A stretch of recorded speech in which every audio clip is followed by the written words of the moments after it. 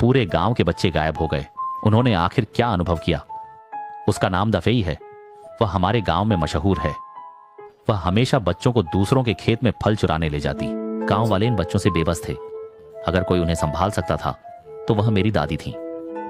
एक दिन दाफी बच्चों को लेकर दादी के आंगन पर नजर गड्ढाए हुए था। वे बाड़ के ऊपर से कूद गए। दादी ने आवाज सुनी और पहले से सतर्क हो गई, परंतु उन्होंने ऐसा दिखाया जैसे कुछ देखा ही नहीं। बच्चे दीवानगी से दादी के फल इकट्ठा कर रहे थे। तभी उन्होंने देखा कि एक आकृति उनकी ओर आ रही है। ध्यान से देखने पर वह एक बुढ़ा प्रतीत हुआ, लेकिन यह बुढ़ा हिल सकता था। उसने अपनी आंखें और मुंह खोल दिया और बच्चों को बुरी नजर से देखा। बच्चे डर के मारे सुन्न हो गए और वहीं खड़े रह गए। तभी दादी चुपचाप उनके पास आई और नुकीली दरांती उठा ली। दादी के खेत में कुछ और चलने वाले पुतले और हो गए।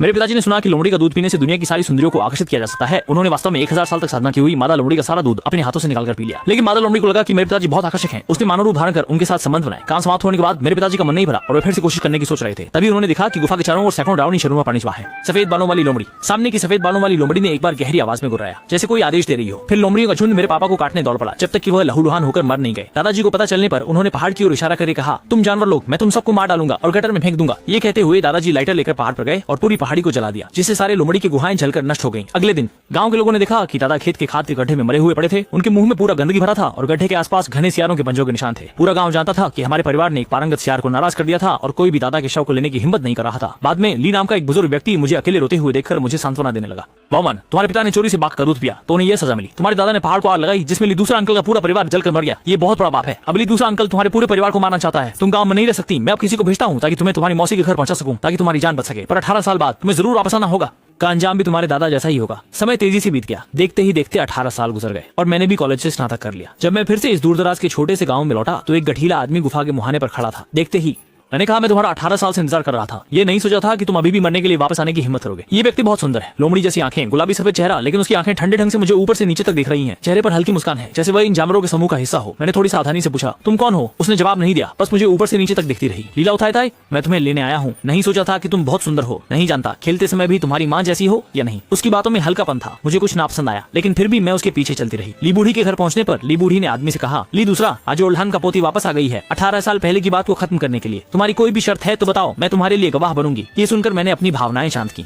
अचानक मुझे समझ में आ गया, असल में यह व्यक्ति मेरे परिवार को खत्म करने वाला फॉक्स स्पिरिट है। जब मैं गुस्से में था तो आदमी ने कहा, ली बूढ़ी औरत, हमारे रिश्ते की खातिर तुम्हें कुछ सम्मान दिया जा रहा है। मुझे उसे छोड़ने के लिए कहा जा रहा है। यह असंभव नहीं है। बस इतना करो कि इस लड़की को मेरी पत्नी के रूप में दे दो। गाय के लिए घोड़ा बन, हमारे लिए परिवार के लिए 88 छोटी लोमड़ियों को जन्म दे तो मैं उसे एक तुच्छ जीवन जीने दूंगा। ये सुनकर मैं सचमुच गुस्से से भर गया। मन में सोच रहा था कि मैं इस इंसान के रूप में दिखने वाली चीज के लिए वंश नहीं बढ़ाना चाहता। हालांकि यह लोमड़ी की खाल वास्तव में क्रूर है, कहना चाहती है। मैंने मना कर दिया, सच में जान नहीं रही। मैंने मुड़कर लीला उठाई की ओर देखा, उम्मीद करते हुए कि वह मुझे कोई सलाह दे सके, लेकिन उसके पास भी कोई उपाय नहीं था। उसने आह भरते हुए मुझसे कहा, वान वान, उस समय तुम्हारे दादा ने मुसीबत खड़ी की थी। अब इस लीला और के आसपास सैकड़ों मील तक कोई उसे नाराज करने की जरूरत नहीं करता। तुम उससे शादी कर लो तो तुम्हारे पास जीने का एक रास्ता है, वरना मैं भी तुम्हारी रक्षा नहीं कर सकती। ये सुनकर मुझे थोड़ी चिंता हुई। मैंने चोरी से उस आदमी की ओर एक नजर डाली। मैं जानती थी कि उसका स्वभाव क्रूर है। दिल में डर होना स्वाभाविक था। अगर जीना संभव है तो कौन मरना चाहेगा। मैं मजबूरी में ही सही, लेकिन मान गई। लीला उठाई ने कहा, जब तक मुझे कोई नुकसान नहीं पहुंचता मैं शादी के लिए तैयार हूँ। मुझे सिर हिलाते देख उस आदमी ने एक ठंडा मुस्कान दी, मेरी पीठ पर थपथपाया और व्यंग्यात्मक लहजे में कहा, चूंकि तुम मान लिया तो हम आज रात ही शादी करेंगे। अगर तुम 88 संतानें नहीं पैदा कर पाई तो तुम्हारा अंजाम भी तुम्हारी माँ जैसा होगा। मेरे मन में अब भी कुछ बेचैनी थी। इंसान और जानवर भला कैसे बच्चे पैदा कर सकते हैं? ये तो साफ साफ मुझे सताने की नीयत है।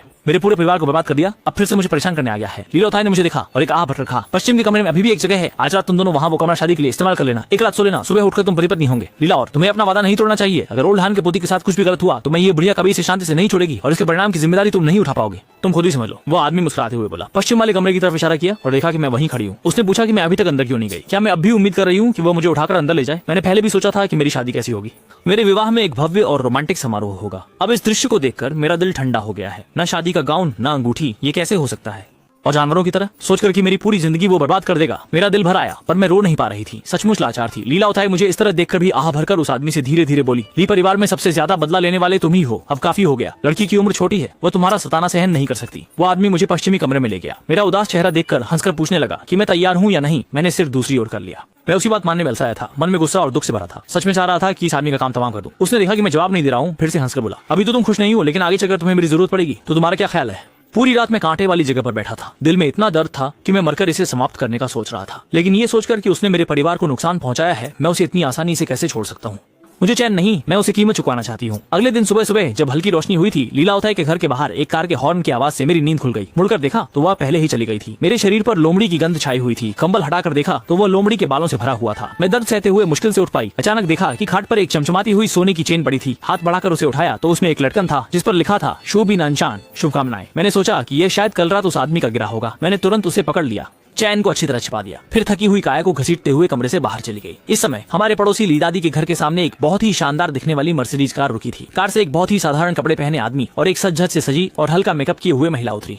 जैसे ही महिला कमरे में आई, उसने लीलावताई से मदद की गुहार लगाई। ऐसा लग रहा था कि उसके पति की हालत अगर ठीक नहीं हुई तो स्थिति बिगड़ सकती है। बात थोड़ी असहज हो गई। उस महिला ने कुछ देर हिचकिचाहट दिखाई, लेकिन अंत में उसने कहा कि मेरे पति कुछ महीने पहले काम के सिलसिले में गाँव गए थे और वहाँ एक खूबसूरत महिला को देखकर खुद को रोक नहीं सके और अपनी घड़ी उसे दे दी। अगली रात को फिर उस महिला को मिलने बुलाया, लेकिन कई रातें बीत गईं और वह कहीं नजर नहीं आई। वापस जाते समय उसने भयभीत होकर देखा कि घड़ी उस महिला के घर में थी। चौंक कर देखा कि घड़ी तो सुअर के बाड़े में एक सुअर के पैर में बंधी है। इसके बाद से मेरे पति दिन भर खराब पानी पीने लगे और सुअरों जैसी आवाज निकालने लगे। कभी कभी बकवास भी करने लगे, कहते कि वो सुअर घर आ गया है। ली बूढ़ी औरत ने सुनकर शांतिपूर्वक कहा कि मुझे सामने के घर में इस्तेमाल होने वाले बड़े पानी की बाल्टी को खोजने के लिए जाओ। कहा कि थोड़ी देर में इसकी जरूरत पड़ेगी। इस बूढ़ी औरत ने मुझे कभी बाहर का नहीं समझा। मेरी यह जान उसने ही बचाई है। वह जो भी कहेगा मैं वही करूंगा। मैंने उस तैयार रखे खट्टे पानी की बाल्टी उठाई। मुझे लगा यह उस आदमी को पिलाने के लिए है, लेकिन अच्छा हुआ कि मुझे नहीं पीना पड़ा। जब मैं पानी लेकर आया तो ली बूढ़ी औरत ने हवा में किसी को डांट लगाई और जोर से कहा, ये सुअर तुम अच्छे से ध्यान क्यों नहीं कर रहे हो और लोगों को नुकसान क्यों पहुंचा रहे हो। जैसे ही लाओताई ने ये कहा, कमरे में एक तेज हवा चली, जैसे उसने मुझे चुन लिया हो और मेरे ऊपर झपट पड़ी। अचानक मुझे चक्कर आने लगे और सच में भूख और प्यास महसूस होने लगी। सामने के खराब पानी में कुछ अजीब आकर्षण था जिसने मुझे उसे खाने के लिए मजबूर कर दिया। लेकिन जैसे ही मैं बेहोशी के कगार पर था, ली लाओताई ने मुझे थप्पड़ मारा और मैं तुरंत होश में आ गया। मन में सोच रहा था कि ये खतरा मेरे शरीर पर हावी होने की कोशिश तो नहीं कर रहा है, लेकिन पल भर में ही आंसू निकल आए। खाट पर बैठे आदमी की ओर बढ़ा और उस सुअर की आवाज में नकल करके गहरी आवाज में पूछा, क्या मैं?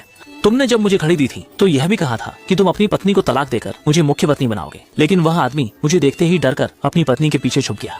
अभी भी सफाई देता है कि मुझे कैसे पता चले कि तुम सुअर हो। कौन इंसान सुअर से शादी करेगा? उसकी पत्नी भी पीछे नहीं हटती, ठंडे हंसी के साथ जवाब देती है, तुम सुअर हो या इंसान? मेरे पति की उपलब्धियां मेरे मायके की मदद से हैं, वो मुझे तुम्हारे लिए छोड़ नहीं सकते। तुम्हें अभी हार मान लेनी चाहिए। इस समय वह चित्र मेरे ऊपर की सुअर पी लिया। क्रोधित होकर उस महिला से कहा, हम देखेंगे। थोड़ी देर बाद वह हवा उस आदमी के शरीर में घुस गई। वह तुरंत लड़खड़ाने लगा, सुअर की तरह बर्ताव कर रहा था और सिर सीधे खट्टी पानी की बाल्टी में डाल दिया और खाने लगा। सचमुच पूरी तरह से एक बड़े सुअर में बदल गया।